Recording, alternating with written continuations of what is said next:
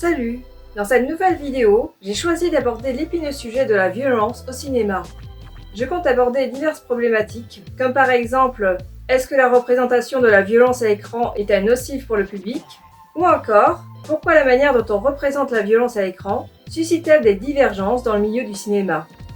Avant de commencer, je voulais te dire que j'appuie mon analyse sur des films de Michael Haneke, Brian De Palma, Stanley Kubrick et Alfred Hitchcock entre autres. Cette vidéo comporte donc certains spoilers. Maintenant, allons-y.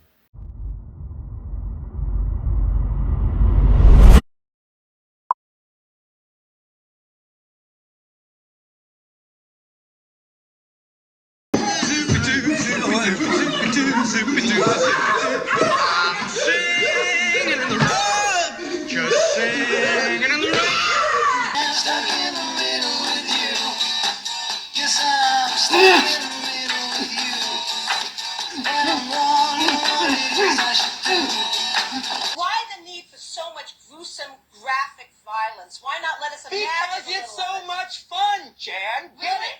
On utilise le mot ultra-violent pour qualifier un film qui se caractérise par le caractère choquant et inacceptable de certaines actions violentes. Dans cette catégorie, on retrouve des films tels que Funny Games, Venice Video, Orange Mécanique, Reservoir Dogs, Kill Bill, Fight Club, Tueur né ou encore Massacre à la tronçonneuse. La représentation de la violence au cinéma a souvent suscité des controverses au sein de l'opinion publique. On en est venu à se demander si celle-ci pouvait donner naissance à des serial killers. Certains films ont notamment été pointés du doigt pour avoir inspiré des crimes.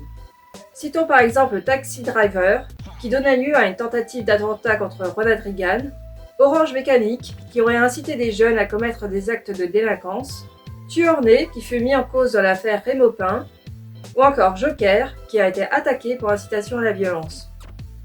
Dans les années 90, Florence Ray et Audrey Maupin sont les auteurs d'une fusillade à Paris, faisant état de 4 morts au cours d'une même soirée. L'écrivain John Grisham, qui connaissait une des victimes, a accusé Oliver Stone d'avoir une implication dedans, puisqu'une affiche du film Tueur né a été retrouvée au domicile des 2 jeunes tueurs. Quand on a demandé à Quentin Tarantino s'il pensait que Oliver Stone devrait se sentir responsable pour cette tuerie de masse, celui-ci a répondu qu'il n'était pas d'accord, que ce n'est pas parce que l'on regarde un film violent que l'on se décide du jour au lendemain d'aller tuer des gens. Néanmoins, avec Venice Video et Funny Games, Michael Haneke attaque le cinéma américain représenté par Quentin Tarantino et Oliver Stone, qu'il accuse de rendre la violence plaisante et amusante à regarder. Partant du constat que celle-ci est devenue consommable à l'écran, il vise également les films d'horreur, le rock, les jeux extrêmes diffusés à la télévision et d'une manière générale, la culture jeune avide de sensations fortes. Mais il faut déjà rappeler que Stanley Kubrick, de son vivant, considérait que présenter la violence comme une chose drôle et sans conséquence était nocif pour le spectateur. Et qu'en 1994, la sortie du film Pulp Fiction ne manqua pas de faire réagir le psychanalyste Gérard Miller, s'inquiétait déjà de cette propension du cinéma américain à vouloir se distinguer du cinéma d'Hitchcock et nous convaincre qu'un homme, ça s'élimine en abattement de cime. La scène de crime dans le film Le Rideau déchiré est la plus longue de l'histoire du cinéma. Hitchcock remarquait que dans la plupart des films de son époque, les criminels ne se souciaient guère si leur victime était bel et bien morte. Dans cette scène, Armstrong et la fermière s'y reprennent à 3 fois pour tuer le garde du corps. Si le réalisateur allonge la durée traditionnelle du crime, c'est afin de montrer combien il est long, pénible et difficile de tuer quelqu'un. En 1988, Kieslowski en fera de même dans son film Tu ne tueras point, avec la scène de crime du chauffeur de taxi. Comme le remarquait le réalisateur Arthur Penn, les crimes deviennent moins comiques dans la mesure où ils sont représentés de manière détaillée et que le spectateur comprend les motivations du criminel.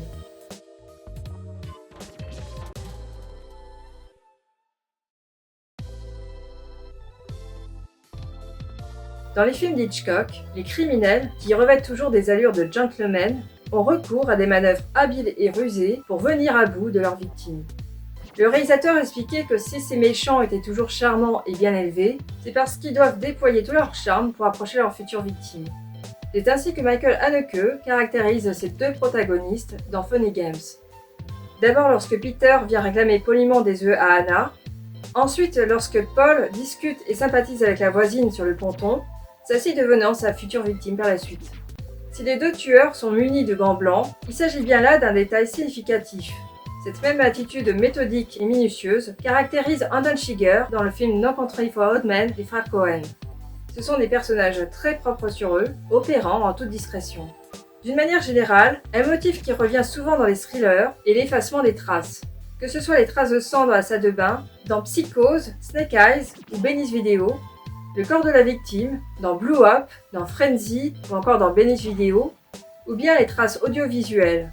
Par exemple, l'enregistrement compromettant de Kevin Dune dans Snake Eyes, mais aussi la vidéo de l'accident dans Blowout.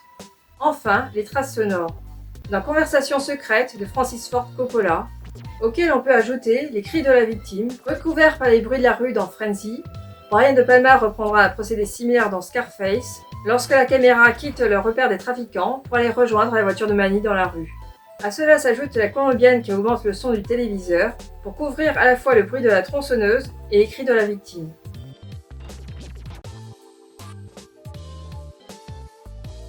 Les clichés souvent véhiculés par le cinéma sont que les criminels proviennent souvent de quartiers défavorisés, vivent dans la précarité, ont grandi dans une famille dysfonctionnelle et peuvent même être porteurs d'un handicap quelconque. Et que pour toutes ces raisons, ils seraient plus susceptibles de commettre des crimes afin de se venger de la société qui les exclut. Par ailleurs, le film noir a coutume de situer le crime en zone urbaine, surtout dans les endroits mal éclairés et peu fréquentés, et les lieux de passage où les rencontres sont possibles. Dans notre inconscient collectif, la ville est le lieu où les instincts se libèrent. Néanmoins, certains réalisateurs ont pris le contre-pied des approches sociologiques humanistes qui feraient du criminel une victime de la société, du chômage, de la démission parentale ou d'un urbanisme déshumanisé. Dans Frenzy, le faux coupable est un individu alcoolique et au chômage, tandis que la respectabilité sociale protège le véritable criminel des pires accusations. Dans Orange Mécanique, Alex grandit dans un foyer confortable avec des parents aimants. Dans Funny Games, le cinéaste tourne en dérision les idées reçues. Dans une scène, Peter raconte à ses otages que ses parents sont divorcés, qu'il est issu d'une famille nombreuse, que son père est alcoolique et que sa mère se prostitue, qu'il a besoin d'argent pour se payer de la drogue, puis il rigole avec son complice à la fin, puisque tout ceci, ce n'est pas vrai. S'inspirant de faits divers, Michael Haneke s'est penché sur le cas de criminels venant d'un milieu aisé, intelligent, cultivé et sans problèmes familiaux particuliers. L'autre point important est qu'il choisit de situer l'intrigue de Funny Games à la campagne, au bord d'un lac, soit dans un cadre idyllique et apparemment préservé de la criminalité. Les héros vont alors se retrouver piégés par leur isolement géographique et leur issue sera fatale. En réalité, quantité de bourreaux et d'assassins ont été des parangons de vertu. Le pédocriminel Gordon Northcott, qui a inspiré le film L'échange de Clint Eastwood, était dans la vraie vie un homme cultivé, passionné de médecine, pianiste amateur et mélomane. De même, Jacques Mérine était un homme issu de la bourgeoisie, se destinant à des études à HEC et choyé par des parents lui servant sur un plateau un brillant avenir dans leur entreprise de textile. Dans Orange Mécanique, Alex est mélomane, il adore Beethoven, mais cela ne l'empêche pas de commettre des actes de délinquance. D'ailleurs, la dichotomie constante entre la bande originale et les atrocités montrées à l'image nous rappelle que les SS assassinaient des millions de juifs tout en étant des fervents mélomanes. Contrairement à ce que sous-tend le film de Roman Polanski Le pianiste, la musique et l'art en général ne pourra jamais préserver la civilisation de la barbarie. La barbarie pourrait même revêtir les apparences de la civilisation. Cela change toute la donne si l'on considère que les criminels proviennent de milieux sociaux adaptés, puisque au lieu de pointer du doigt la société comme étant responsable, il s'agirait plutôt de mettre en avant un problème d'ordre moral. En opposition au philosophe Jean-Jacques Rousseau, qui postule que l'individu est fondamentalement bon et que c'est la société qui le rend mauvais, le marquis de Sade affirme qu'il existe en chaque individu des pulsions criminelles à l'état latent. Enfin, les théories qui expliquent la criminalité comme étant le résultat de conditions sociales ont parfois été contestées, dans la mesure où celles-ci minimisent la responsabilité des criminels et en viennent à les excuser.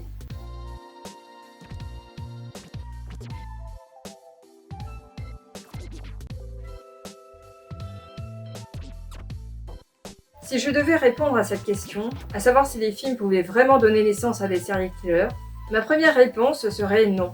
Un film ne peut pas inciter à commettre des crimes. Néanmoins, on ne peut pas non plus entièrement disculper l'image, celle-ci n'étant jamais innocente en soi.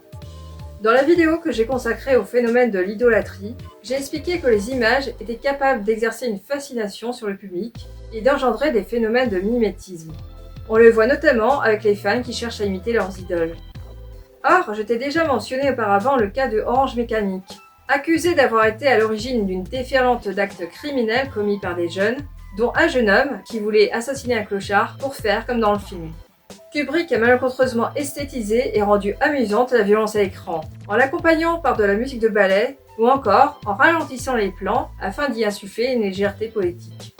Bien qu'il ne cautionne en rien les agissements de son personnage, cela lui a tout de même porté préjudice. Il voulait même censurer son film par la suite.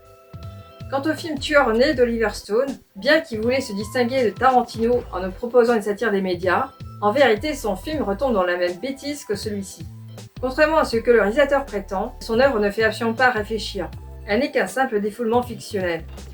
Déjà pour commencer, on y retrouve de la violence graphique purement gratuite, ne desservant en rien le propos de son film. Ensuite, Oliver Stone utilise des moyens tout à fait similaires aux médias qu'il critique, à savoir le changement incessant et accéléré des formats d'image et les effets spéciaux tape à l'œil. En fin de compte, il nous donne à voir ce qu'il souhaite dénoncer, à savoir la banalisation de la violence dans les médias. Au mieux, il nous impose une opinion toute faite sur les causes de la criminalité dans la société.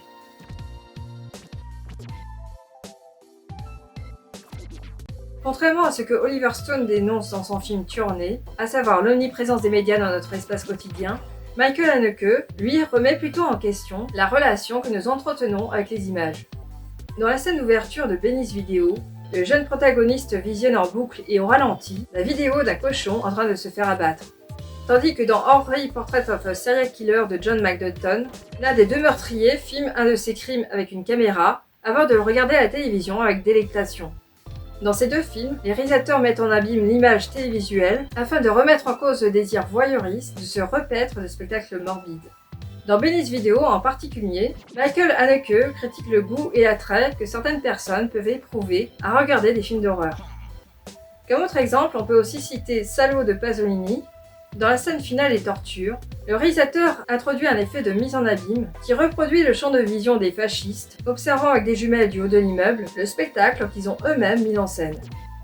Ce procédé dérange en assimilant le spectateur au tortionnaire dans sa position de voyeur. L'ultra-réalisme des images est étroitement lié au voyeurisme.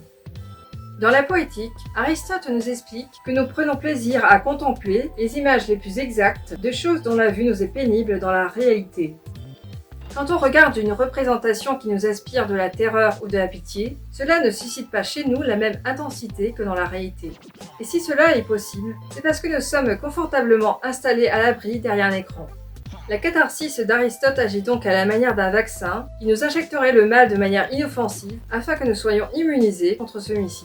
C'est ainsi que le film d'horreur est devenu pour un grand nombre de jeunes un rite de passage qui vise à se purger de la peur afin de mieux affronter la réalité.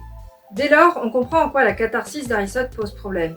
Le cinéma a la capacité d'anesthésier notre sensibilité et de nous rendre indifférents à l'égard des représentations de la violence.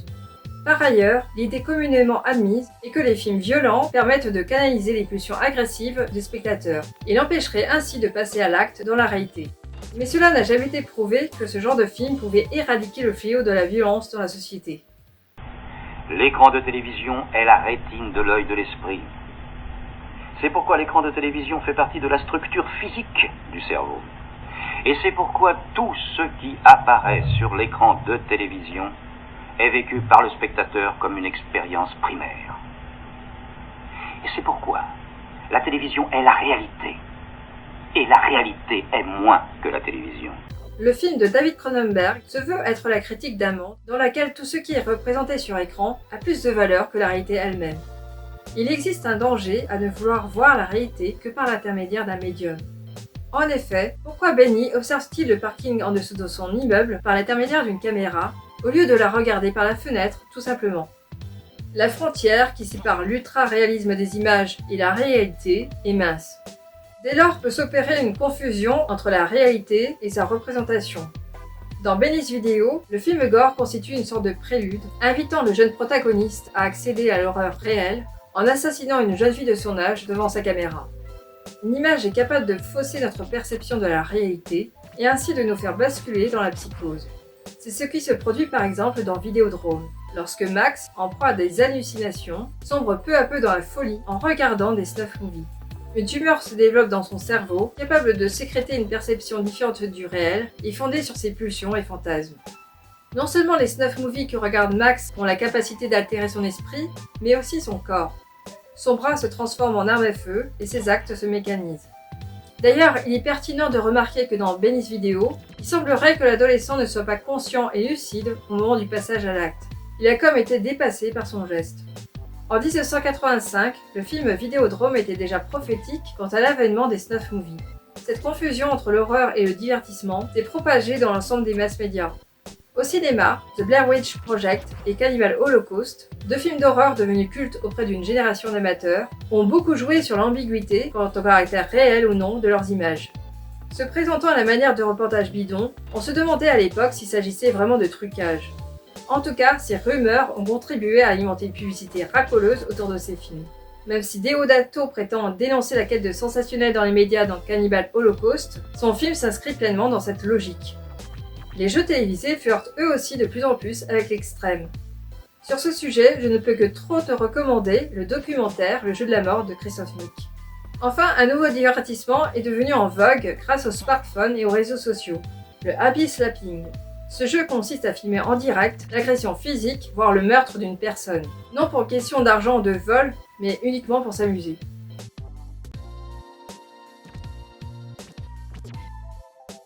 Dans ma vidéo consacrée au phénomène de l'idolâtrie, je t'avais parlé de la nécessaire distance critique que l'on devait établir vis-à-vis des images.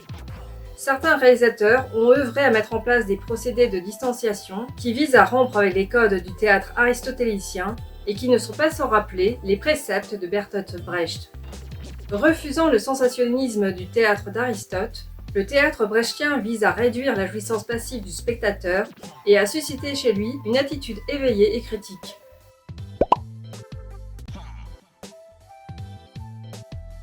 Contrairement à la mimésis d'Aristote, qui vise à donner un caractère vraisemblable à la mise en scène, la distanciation brechtienne donne à voir la réalité par l'intermédiaire d'une médiation.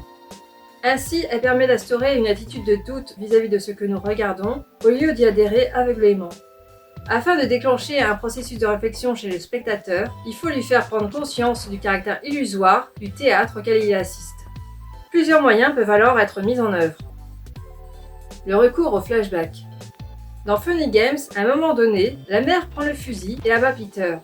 Dès lors, Paul prend la télécommande et fait marche arrière. La présence du quatrième mur. Dans Funny Games, à 3 reprises dans le film, l'un des deux tueurs s'adresse directement au public. Le refus de la vraisemblance historique. Les horreurs que l'on voit dans la liste de Schindler et le pianiste nous sont présentées comme celles d'un passé donné, clairement circonscrit. Cela a pour effet de nous maintenir dans une distance rassurante, puisque nous savons qu'à l'avenir, les camps de concentration nazis n'existeront plus. Dans Salo, Pasolini ne respecte pas la réalité historique. Il transpose le roman de Sade se déroulant au XVIIe siècle, sous le régime de Mussolini. Le réalisateur nous donne à voir une représentation abstraite du pouvoir, qui transcende les lieux et les époques. Le caractère onirique des images. Dans Shining, les images gore sont associées aux visions des personnages. Elles ne sont jamais données comme réelles et s'intègrent dans l'intrigue sans en modifier le déroulement. La caricature. Dans Shining, Kubrick caricature les codes du film d'horreur. Notamment dans cette scène dans laquelle les flots de sang sont tellement abondants qu'ils balayent le mobilier dans leur crue et finissent par engloutir le cadre. L'emploi de décors et de costumes. Dans Orange Mécanique, le côté kitsch et baroque des décors, le port de masque de la commedia dell'arte par les protagonistes met en avant le caractère artificiel du film.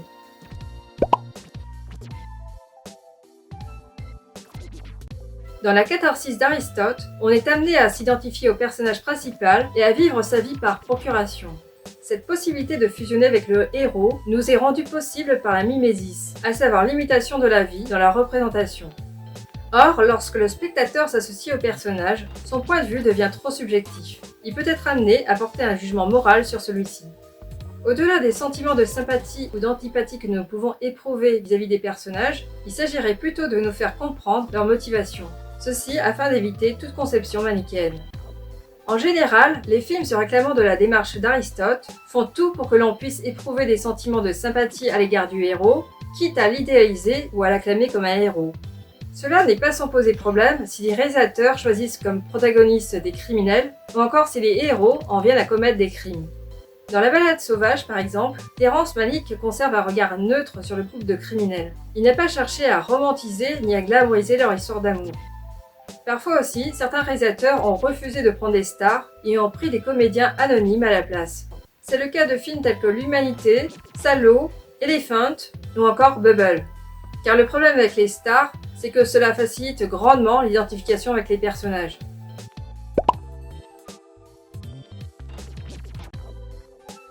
Ayant vécu sous le régime nazi, Brecht prit conscience que Adolf Hitler jouait un rôle comme un acteur sur la scène à théâtre. Le Führer faisait tout pour que ses actes et ses démarches paraissent comme évidents et exemplaires aux yeux du peuple. Le dramaturge en conclut que le théâtre, c'est un pouvoir, et que mettre en abîme le théâtre permet de mieux nous faire appréhender la réalité. Dans Orange Mécanique, Kubrick n'a de cesse de mettre en avant le besoin de reconnaissance infantile et égocentrique de son protagoniste. On voit Alex au centre des regards, s'offrant en spectacle à la vue de tous dans un cinéma lorsque les médecins le livrent à une démonstration de leur traitement en public. Ou encore dans son lit d'hôpital, lorsqu'il se fait photographier par une horde de journalistes. Par ailleurs, dans certaines scènes, il se prend pour un personnage de fiction. Lorsqu'il est en train de lire en prison, on le voit s'imaginer en Dracula, en ceinturon fouettant le Christ, ou encore en prince oriental entouré d'un harem. Plus tard, dans son lit d'hôpital, il se rêve en train de faire l'amour avec une fille devant une foule d'admirateurs. On retrouve cette même proportion à la gloriole chez Kit, le tueur en série de La Balade sauvage de Malick. Le fait qu'il adopte le même look et la même attitude que James Dean trahit son souci de paraître, tout comme lorsqu'il se recoiffe en se regardant dans son rétroviseur alors qu'il est poursuivi par les flics. Ou encore lorsqu'il répond fièrement aux questions que les policiers et soldats lui posent comme s'il était interviewé par des journalistes ou des fans. Que dire de Scarface? Le meurtre s'y présente continuellement à la manière d'un spectacle qu'il faudrait regarder. Dans la scène de la tronçonneuse, le Colombien ne cesse d'obliger Tony Montana à regarder son acolyte se faire torturer et assassiner. Par la suite, celui-ci se venge en l'exécutant sur la place publique devant une foule de spectateurs. Là, il faut remarquer comment le protagoniste tourne autour du Colombien avant de se placer à un endroit précis et lui tirer 2 balles, l'une dans la tête, l'autre dans le cœur. En intensifiant son apparition, Tony Montana devient un gangster mythique sur la scène à théâtre. Plus tard, on lui imposera de regarder à travers des jumelles la pendaison de Sosa du haut d'un avion. Enfin, il est pertinent de remarquer que dans Orange Mécanique, Alex est à la fois l'auteur, l'acteur principal et le narrateur de sa propre histoire. Cela est tout à fait comparable à Funny Games, dans laquelle les 2 protagonistes sont à la fois les narrateurs, les acteurs principaux et les scénaristes de ce qu'il veut montrer aux spectateurs. L'autre point commun entre ces 2 films est que les protagonistes brisent le 4e mur et regardent le spectateur droit dans les yeux. Tout ceci met en avant les traits narcissiques des tueurs, voulant monopoliser l'attention sur eux.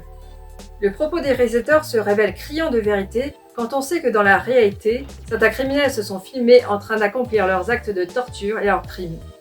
Prenons pour exemple Luca Rocco Magnotta, aspirant mannequin, acteur de porno et vedette de télé-réalité. Devenu célèbre en postant des vidéos dans lesquelles il se filmait en train de torturer des chatons, ou plus tard en train de violer, mutiler et démembrer son amant. Ou encore Dabia Benkired, influenceuse sur TikTok. Quelques jours avant le meurtre de Lola, elle a filmé le hall d'entrée de l'immeuble dans lequel habitait sa victime.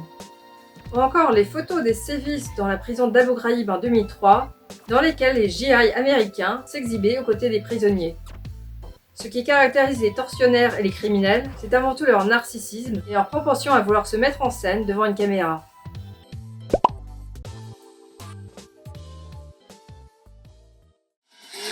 Ouvre les yeux! J'ai dit ouvre les yeux, enfin! Eh ben quoi, tu rigolais tout à l'heure, hein? Qui rigole? Yes, saloperie d'enculé! Dans une bonne partie des films commerciaux, il existe une scène au cours de laquelle le bon finit par rendre la monnaie de sa pièce au méchant.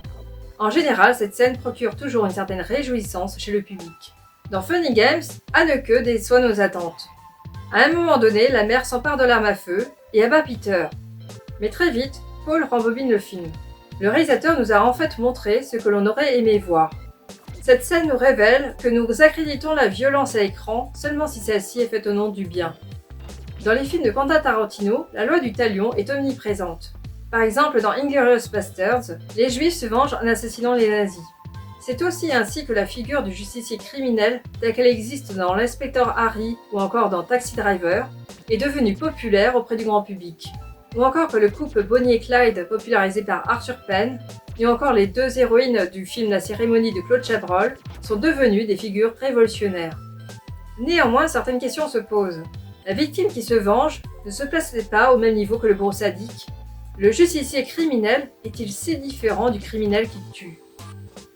Si dans Orange Mécanique, Kubrick établit un parallèle entre les crimes que commet Alex dans la première partie et les crimes que son héros subit dans la seconde partie, c'est pour critiquer le fait que l'on puisse légitimer la violence au nom du bien commun. En effet, le traitement Ludovico, les violences policières, l'écrivain qui le torture en lui faisant écouter du Beethoven, ne sont-ils pas tout aussi barbares que Alex commettant ses crimes au début du film ? Kubrick nous rappelle que les grands dictateurs du XXe siècle ont justifié leurs crimes en se donnant pour mission d'améliorer le sort du peuple. Dans le cadre du cinéma, le problème est que le public en vient à acclamer des individus qui, au nom d'une noble cause, en viennent à commettre des actes de violence inspirant de la répulsion. Si on prend le cas des sœurs Papin, ces deux employés domestiques, dans les années 30, ont arraché les yeux de leur patronne et de sa fille, leur ont fracassé la tête et ont mutilé leurs parties génitales. Et pourtant le cinéaste Claude Chabrol, à l'instar de Jean-Paul Sartre, y percevait une révolte des classes sociales opprimées contre la classe dirigeante. Bien évidemment, son film La Cérémonie ne montre en rien les atrocités qui ont été commises. En fin de compte, une psychologue nommée Isabelle Bedouet a révélé dans son ouvrage consacré à cette affaire criminelle qu'à l'époque, certains éléments du dossier d'expertise psychiatrique ont été volontairement passés à la trappe par la société bien pensante de l'époque. En fait, ils avaient établi que l'une des deux sœurs avait des graves problèmes mentaux et que leur passage à l'acte était dépourvu de motif. Mais faire le mal pour le mal, sans mobile, est une idée qui dérange. Que ce soit Alex dans Orange Mécanique, Anton Chigurh dans No Country for Old Men, ou encore Peter et Paul dans Funny Games, les criminels n'ont aucune motivation pour tuer, excepté leur propre plaisir. Ce que Javier Bardem rend bien perceptible à travers son jeu d'acteur quand il simule un orgasme lorsqu'il étrangle un flic par derrière.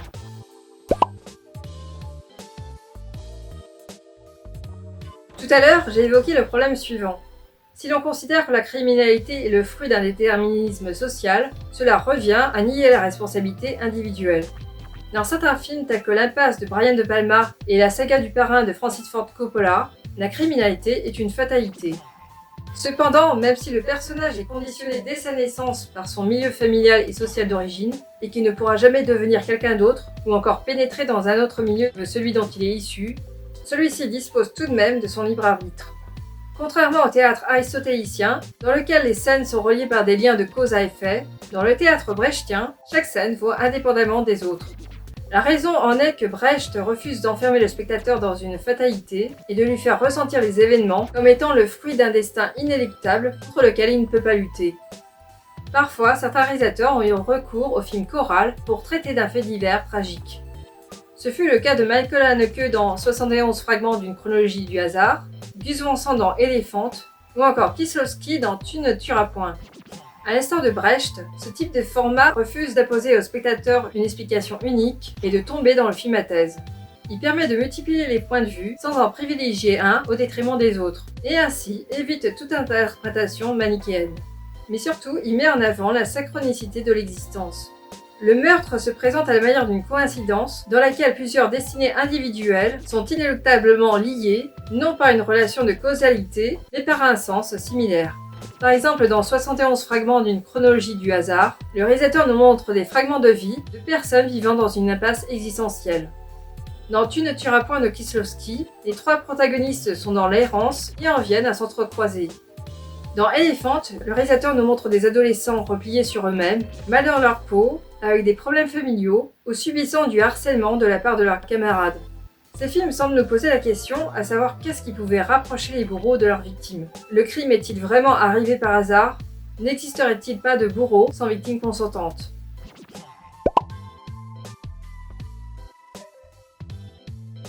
Dans la conception théâtrale de Brecht, l'individu n'existe pas en tant que tel. Il se dissout dans les rapports sociaux qui utilisent des individus anonymes et uniformisés comme leurs propres instruments. Si le dramaturge refuse la description psychologique de ces personnages, c'est afin d'en faire des cas universels dans lesquels chacun et chacune puisse s'y reconnaître. Dans une démarche similaire à celle de Brecht, Haneke a recours à des personnages types dans la plupart de ses films. Il les réduit à leur fonction sociale et ne cherche pas à les caractériser davantage. Tandis que dans Gentleman, le personnage se définit uniquement par son adresse de domicile dans le titre et est réduite à sa fonction de ménagère dans le film. Pour Brecht, le rôle du théâtre et de l'art en général est d'apprendre à voir. Or, l'aliénation est particulièrement difficile à montrer. Son théâtre a donc pour objectif de mettre en évidence les fonctionnements sociaux en tant que facteur d'aliénation. La violence n'est pas seulement physique, mais aussi morale et psychologique.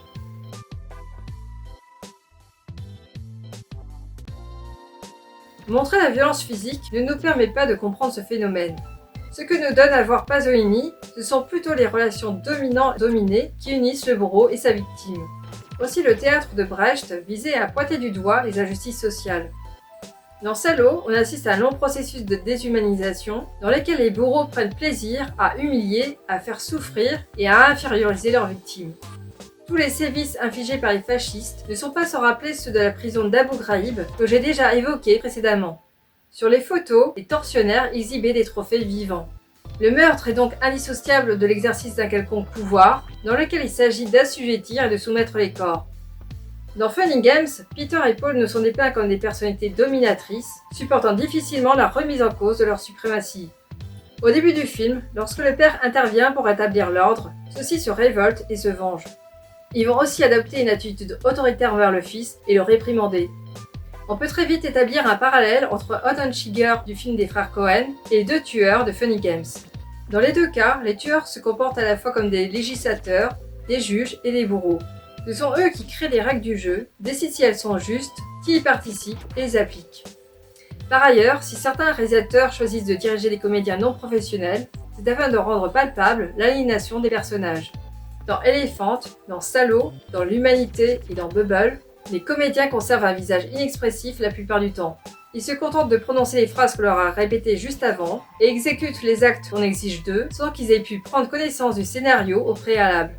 Cela nous donne l'impression que les personnages sont prisonniers d'une machinerie dont le but leur échappe. On peut établir un parallèle entre cette façon de diriger les acteurs et le fonctionnement de l'industrie moderne, dans lequel l'ouvrier n'est juste qu'un maillon interchangeable dans un processus de production anonyme.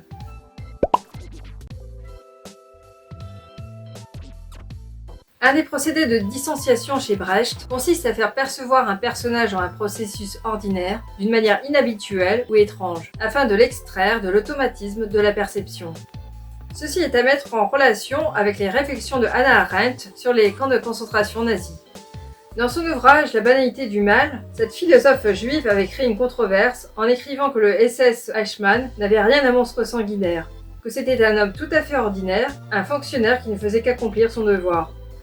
Évidemment, elle ne légitime en rien les crimes qui ont été commis. Tout simplement, elle analyse comment des actes foncièrement immoraux sont devenus acceptables dans la morale commune. En outre, elle constatait que sous le régime nazi, tout ce qui était inhabituel devenait habituel et que tout ce qui était anormal devenait normal. Or, dans des films tels que Gentleman, Elephant, L'Humanité, Bubble, Venice Video ou encore 71 fragments d'une chronologie du hasard, on suit plusieurs personnages dans leur routine quotidienne. Si les réalisateurs s'attachent autant à filmer des actes ordinaires, c'est afin de mettre en évidence la banalité du mal. Ce qui dérange, c'est la folie meurtrière qui se cache derrière l'apparence de la normalité. Si on prend l'exemple de Gentleman, la scène du meurtre n'a rien d'extraordinaire en soi. Le geste de la protagoniste est tout aussi anodin et mécanique que celui d'éplucher des pommes de terre. Il s'inscrit en somme dans le prolongement des tâches aliénantes que Gentleman répète inlassablement chaque jour.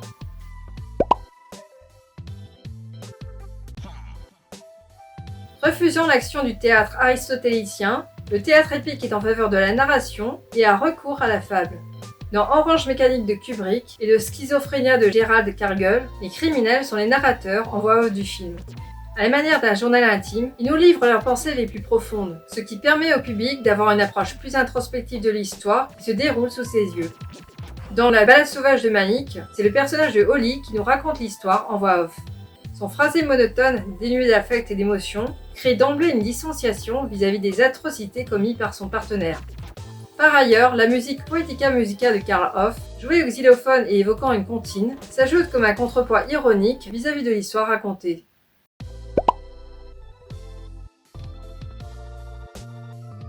Contrairement à la dramaturgie d'Aristote, qui implique le spectateur dans l'action, Le théâtre de Brecht relègue la place du public au rang de témoin. Afin de donner au spectateur l'impression d'observer une scène à travers une caméra cachée, comme dans un documentaire, certains réalisateurs filment l'action en temps réel. Par exemple, la salle des orgies dans Salo de Pasolini.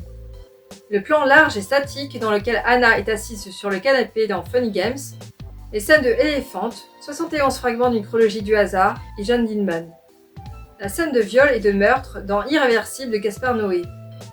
Ou encore le crime du chauffeur de taxi ou de la pendaison du criminel dans Tu ne tueras point de Kieslowski. On remarque que dans John Dillman, la caméra reste statique, même lorsque John Dillman se déplace ou se retrouve hors cadre. On a vraiment l'impression d'observer la scène à travers une vidéo de surveillance.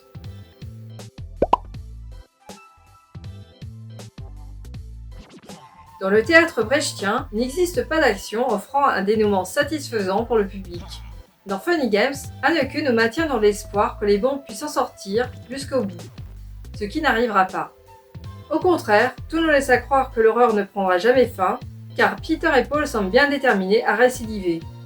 Si le réalisateur refuse de terminer son film par un happy end, c'est afin d'engager la responsabilité de son spectateur, qui prend conscience que s'il a enduré toutes ces atrocités, c'est parce qu'il voulait bien voir le film jusqu'au bout.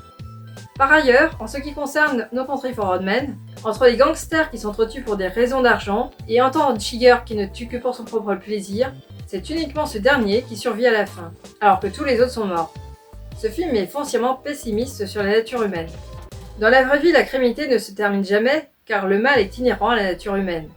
Mais le cinéma hollywoodien s'arrange toujours pour que les bons puissent en sortir à la fin et que rien de tragique ne puisse leur arriver, car cela rassure le spectateur.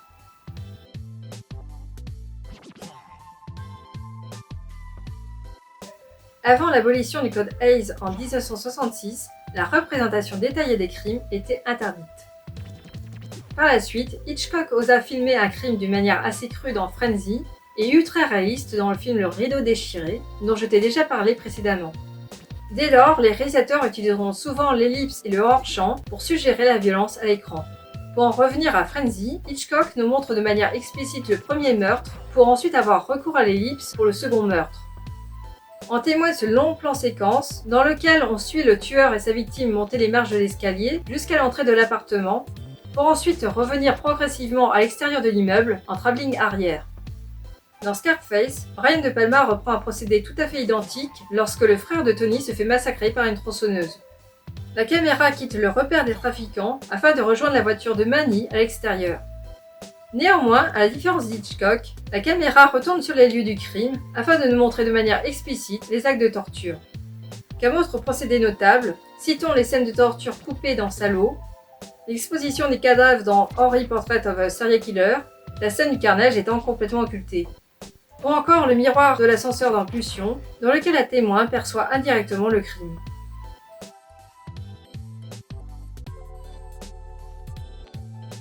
L'ellipse et le hors-champ ont parfois été utilisés à bon escient afin de lutter contre la banalisation de la violence au cinéma. Ces deux procédés ont pour effet de créer une frustration chez le spectateur qui peut alors s'imaginer ce qui se produit hors cadre. Maintenu dans un état d'attention extrême, il en vient à douter, à attendre et à avoir peur. Dans Funny Games, le cadavre de l'enfant et le sang qui coule nous sont montrés en plan large. Comme dans Salo de Pasolini, le réalisateur refuse de montrer les conséquences des actes de torture en gros plan. De tels détails auraient pour effet d'alimenter le voyeurisme malsain du public. D'une manière générale, Haneke évite de provoquer une jouissance directe à la vue d'une image violente en maintenant les actes de torture dans le hors-champ. En aucun cas il ne place le spectateur du côté du tortionnaire. Au contraire, il cherche à nous faire éprouver de l'empathie à l'égard des victimes. Par l'exposition des corps entravés, ligotés et encapuchonnés, du sang qui coule, des hématomes et des cadavres, Haneke rend visible l'emprise s'exerçant sur les corps et les stigmates de la violence. Il lève également le tabou sur les fuites corporelles que la société juge honteux car trahissant un sentiment de peur. Par exemple, il nous montre les larmes et la sueur sur les visages, ou encore le garçon qui fait pipi dans sa culotte. L'autre élément important est l'utilisation du son. Lorsque l'enfant se fait tirer dessus, la caméra filme l'autre protagoniste dans la cuisine, on entend juste le coup de feu. Que ce soit dans Funny Games ou dans Benny's Video, les cris de douleur des victimes ont pour effet d'accroître le sentiment de malaise chez le spectateur. D'ailleurs, il faut remarquer que dans Salo, les fascistes observant du haut de l'immeuble avec leurs jumelles les scènes de torture n'entendent pas les cris à l'extérieur et écoutent la radio à la place. À ce moment, Pasolini nous place du point de vue des fascistes. Idem dans Benny's vidéo, lorsque Benny supplie la jeune fille d'arrêter de crier, tellement cela lui est insupportable. Ainsi que dans Funny Games, où le son du téléviseur vient couvrir le bruit de l'arme à feu lorsque l'enfant est abattu.